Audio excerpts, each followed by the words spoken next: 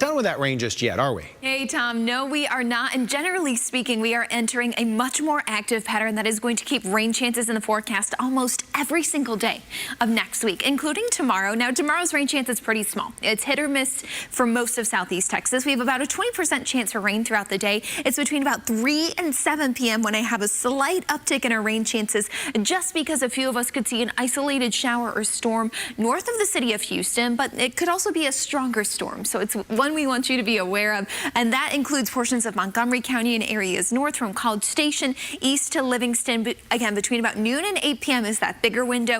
I think for southeast Texas, it's about 3 to 7 o'clock. That's when we could see potentially a heightened activity of a few of those isolated showers and thunderstorms tomorrow. Now, 13 alert radar tonight if you're headed out and have any evening plans. It's gorgeous outside, clear right now. We're going to see a beautiful but humid evening tonight. You see some of those fair weather cumulus out there. 86 degrees right now, feels like 89. I hate to say it, got to talk about that feels like temperature when we have dew point temperatures in the 60s. And then in Galveston right now, 74 degrees water temperature at 71 as well. Very warm after that warm period and dry period we were in. But the dry weather, we're done with that for a while. We're talking more about those rain chances next week coming up my full forecast. All right, Elyse, thankfully missing that flooding rain, but we did see some storms. We did, and you know what Travis told me when I moved here? He says every drought ends in a flood, and they had drought conditions down there in South Texas, so obviously we're thinking about them, but our forecast in general, get ready for more rain, because it's on the way. We have a big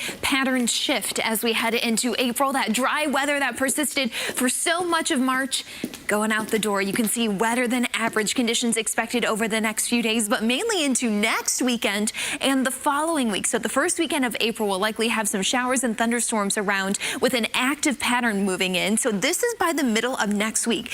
Big active jet stream helping lots of showers and storms develop with it. Likely, though, will be to our north during the week. Now, it doesn't mean that one of these big storm systems could break away and head towards the Gulf, but generally speaking, a lot of the severe weather for next week during the work week between about Tuesday through Friday, that epicenter is going to be to our north. However, that begins to change into the weekend. We see a big upper level low. That big jet stream starts to shift, and then we have this big upper level low moving into the Four Corners, and with its orientation, that kind of weather setup could send more shower and storm systems to us here in Houston, East Texas, and then farther into the southeast. So it's definitely something we have our eyes on heading into next weekend. So you see day by day with that active jet stream, we do have incremental rain from Monday climbing all the way into next weekend, but we do have a small chance for rain tomorrow as well with this wet, humid weather pattern continuing. But we are not the center of what could be another big severe day across the country, from Chicago east to Pittsburgh all the way down across the Midwest, Southeast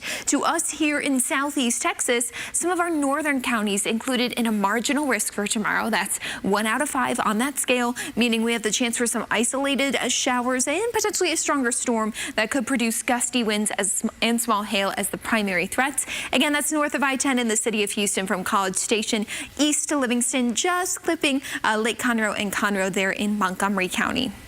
How that all plays out tonight, it's going to stay humid. So one thing I want you to be aware of if you're waking up early in the morning, we do have the chance to see a few areas of patchy fog develop with how humid it's going to be. That fog will gradually lift, and we see a partly cloudy sky for tomorrow. High temperatures climbing into the low 80s, and it's between, again, about noon and 8 p.m. as a big window for isolated rain. But I think between about 3 and 7 o'clock is when we have to watch for potentially 1 or 2 of those showers or storms to grow and intensify. So here we go on Future Track. We have clouds beginning to push in overnight, but this is also some fogginess that will develop for tomorrow morning at 7 o'clock. That begins to lift. We get a couple of breaks in the clouds, and here we go with some of those showers starting to develop. And I have to point out, especially north of I-10, any of these little showers could grow and intensify into a thunderstorm. It's just this particular run of Future Track doesn't always show this. Now for tomorrow at 6 p.m., you can see north of us near Lake Livingston, some of those clusters of tiny thunderstorms that could be on the stronger side.